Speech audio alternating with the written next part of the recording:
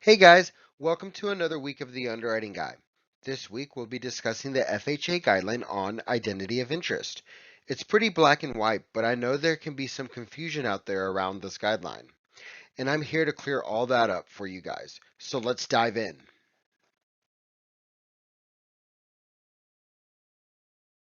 Let's start with a definition on what exactly is identity of interest.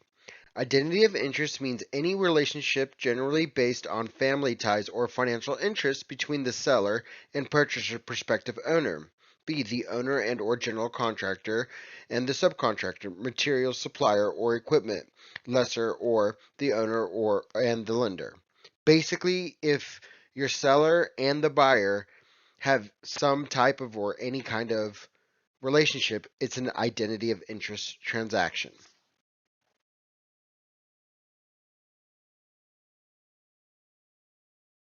Now let's see what FHA says about these types of transactions. This is straight from HUD 4000.1 handbook. I literally copied and pasted this guideline. The maximum loan to value or LTV percentage for identity of interest transactions on a principal residence, including transactions where a tenant landlord relationship exists at the time of contract execution, is restricted to 85%.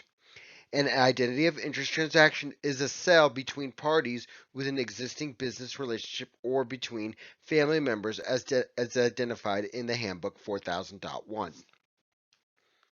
Straight from the handbook.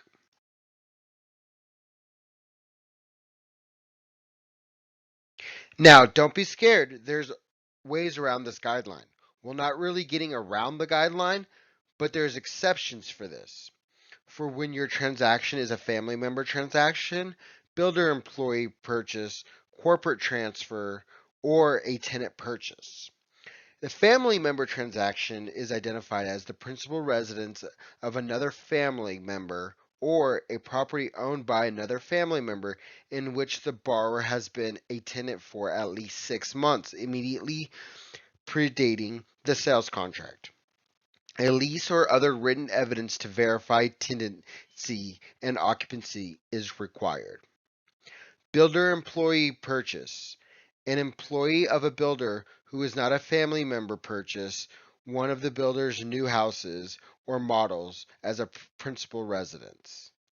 Corporate transfer.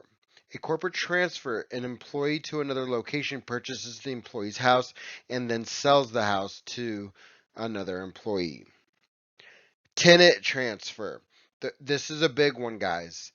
The current tenant purchases the property where the tenant has rented the property for at least 6 months immediately predating the sales contract.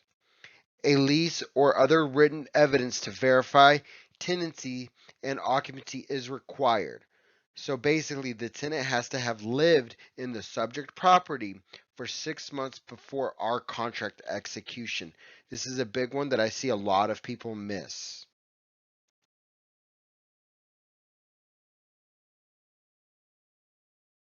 That's it for this week. I know it was a short and sweet one, but this is a very important one as I've seen a lot of mortgage professionals miss this guideline and they were not able to save the deal. I appreciate everyone for tuning in this week and please make sure you like, share, follow, and subscribe. And see you guys next week.